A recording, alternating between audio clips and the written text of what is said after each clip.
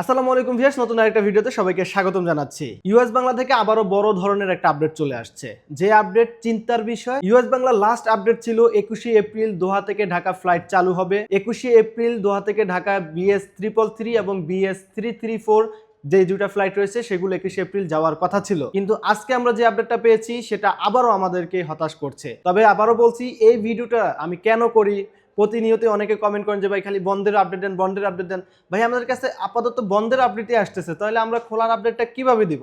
আর যদি আপনাদেরকে আমরা আপডেটটা না দেই, তাহলে যেমন 21শে এপ্রিল থেকে 30শে এপ্রিল পর্যন্ত যাদের ফ্লাইট আছে, মিনিমাম কয়েক হাজার যাত্রীদের ফ্লাইট আছে, তাদেরকে যদি এই আপডেট আমরা না দেই, তারা গিয়ে এয়ারপোর্টে বসে থাকে, এয়ারপোর্ট গিয়ে তারা হতাশ হবে, তাদের ফ্লাইট পাবে না। তো এই আপডেটগুলো কি দেওয়া জরুরি না? যে সকল পণ্ডিত বিন্দুগণ আমাদের কমেন্ট বক্সে লেখেন এই আপডেট না দিলেও হয়, তারা দয়া করে ভিডিওটা স্কিপ করবেন। ওকে, চলেন এবার কাজের কথায় আসি। আমরা সরাসরি আবারও আমাদের অফিসিয়াল যে গ্রুপ রয়েছে ইউএস বাংলা, সেটাতে যে মেসেজটা আজকে আমরা দুপুর 1:23 পেয়েছি সেটা আপনাদেরকে দেখাই।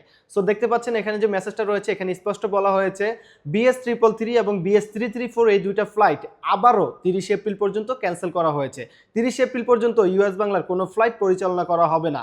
এটা সম্পূর্ণ ডিপেন্ড করে করা হয়েছে বর্তমান পরিস্থিতির উপরে। বর্তমান পরিস্থিতির কারণে ইউএস বাংলা আবারও ডিসিশন নিতে বাধ্য হয়েছে। কেন? কাতারের আকাশসীমা খুলে দিচ্ছে না পুরোপুরিভাবে।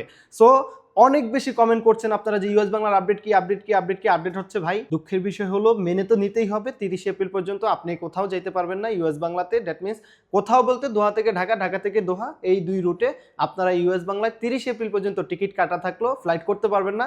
যাদের টিকিট কাটা আছে দয়া করে তারা এয়ারলাইন্সের অথবা এজেন্সির সাথে কথা বলে আপনারা পরবর্তী স্টেপ নিতে পারবেন। তো এই ধরনের আপডেট সবার আগে পেতে আমাদের চ্যানেলটাকে সাবস্ক্রাইব করে বেল আইকনটা বাজিয়ে রাখবেন বা ফলো দিয়ে রাখবেন পেজটা, যেন সবার আগে আপডেটটা আপনার কাছে পৌঁছে যায়। সবাই ভালো থাকবেন, সুস্থ থাকবেন। দেখা হবে নতুন কোনো আপডেট নিয়ে পরবর্তী ভিডিওতে।